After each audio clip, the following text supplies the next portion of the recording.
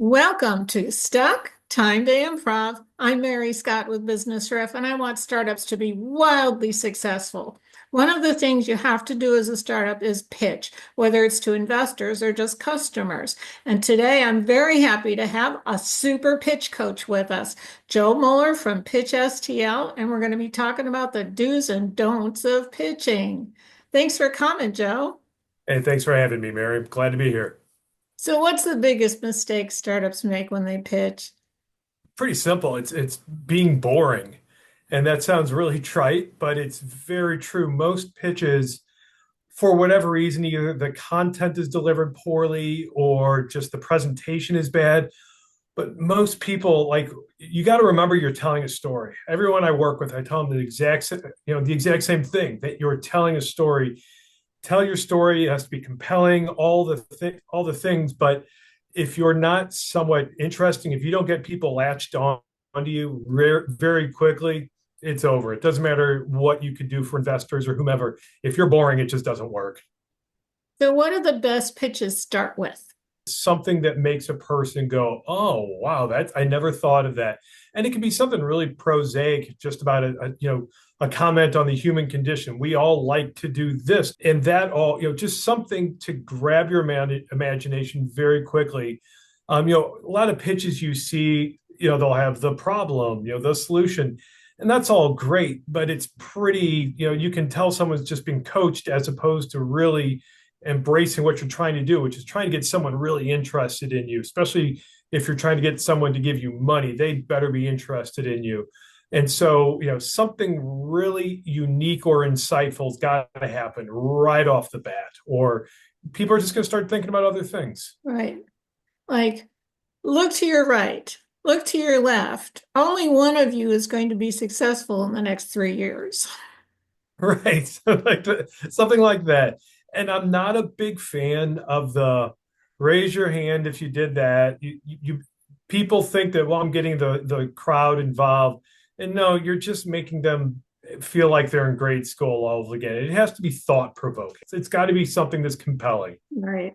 Okay, then what's the next thing people need to talk about in a pitch, particularly if they only have a short amount of time? Well, you've got to start with your compelling problem. And I mean, I don't disagree with the people who say start with the problem. I just don't believe in putting it out there as the problem. You've got to have a solution that's very quickly and easily understood. And if you're talking with a biotech company, even if sometimes you have about 30 seconds as a biotech company to say, we solve this problem and we do it this way. And it's got to be dumbed down enough and compelling enough that people aren't sitting there trying to figure out if your solution actually works. If I'm sitting there doubting your solution, I'm already done. You're moving on to the rest of your pitch, and I'm sitting there going, I don't think they actually proved their case. So the next thing is you've got to be able to prove your case in a really simple, a simple way that just sounds like, oh my God, this is the best solutions are often not the easiest, but the simplest. That really are easy to digest. And if you can't make that digestible for a layperson or a money person, just not going to work. And it's a solution that you are specifically capable of solving in a Mm-hmm. unique way. Why your solution rather than someone else's solution? And then how much should they talk about the competition? Competition is great because it shows that there's a market for something. If you have no competition, then that means that it means that there's probably no money to be made.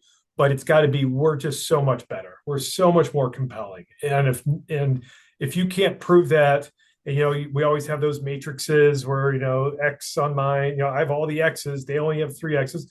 Those are great, and those can be very instructive because they show, hey, these people are attacking the same thing we're doing. They're just falling down on the job for whatever reason.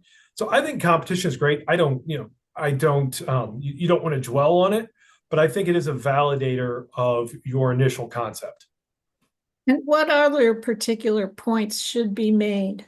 What subjects should they be covered in a pitch? I'm not, well, I'll go with what I don't like until we can, and then we can go with what I do like. One thing I don't like is you dwelling too much on your people. Your people are great. And now if it's like, hey, so and so invented the very field we're operating in. They are the top. That's great, but the more you talk about yourself, the more bored people, quite frankly, get. And after a while, it's like, okay, your team's amazing. Like, why would I'm going to assume to some extent that your team is not filled with a bunch of bums. Now, so that's one thing to avoid. I do like knowing if you have any sort of traction. If someone's giving you $1 for something, it's good to know, just because it's good. Like, okay, there's, people, if people will part with money for what you're doing, I think it's pretty important. And so I like knowing if there's traction. I like knowing what your marketing plan is. How are you going to sell this thing? And I don't need detailed plans, but I need to know the trajectory. Whom are you trying to sell to first? And where are you trying to go to along the way? I don't need the details. I need the trajectory, and I need to know that you're not just, taking the machine gun approach and just trying to spray everything and hope you actually hit something. And what kinds of information should wait until the Q&A starts? That's a good question. I think you can get bogged down in any field. You can get bogged down in your explanation on your solution. You can get really bogged down, start talking about the details of things, and then people start, just their brain starts shutting down. Anything that involves math, you want to touch on it lightly, because, and maybe this is just me, but I think most people, when you start having math problems out there, I immediately want to start solving all the math problems. And most people, when I do that, they see it, our brains just go, you're going to have 12 billion in revenue. That's 4% of this and that. And I start wanting to do all the math. And then then I'm sitting there going, wait, what were they talking about? Oh, shoot, they're 2 slides over. So I would say the most important thing, especially on a less than 15-minute pitch, on a 2-minute or a 6-minute pitch, the most important thing to do is to, like I said, just get the high level stuff, and then you can really start delving into how things actually work, either, in the Q&A or something informal. Someone comes up to you and talks to you afterwards. But yeah, don't get bogged down in all the minutia, especially math. And speaking of slides, what are some do's and don'ts about what should go up on the screen? The most important don't is too much verbiage. Same thing with the have everything bullet pointed. What I always tell my people that I'm working with is, you want people to be able to glance and then go back to you. You want you to be the focus of attention the whole time. The more I'm reading something, then the less, once again, I'm paying attention to you. Then I just intrinsically start thinking you're boring. And if I think you're boring, I'm not going to give you any money. And so not a lot of verbiage. Keep it, real short bullet points. Don't read directly from the text. Oh God, that's brutal. That's the absolute worst. Don't read from the text. Okay. Your bullet points should be guiding you along the way. The do's are good graphics are really, like pie charts are great, because you've done all the math for me, and I can visualize. You can just look at it and understand it, and boom, go back to the presenter. You always want people glancing back to the presenter. The more I'm sitting there looking at whatever's on the screen, it's fine.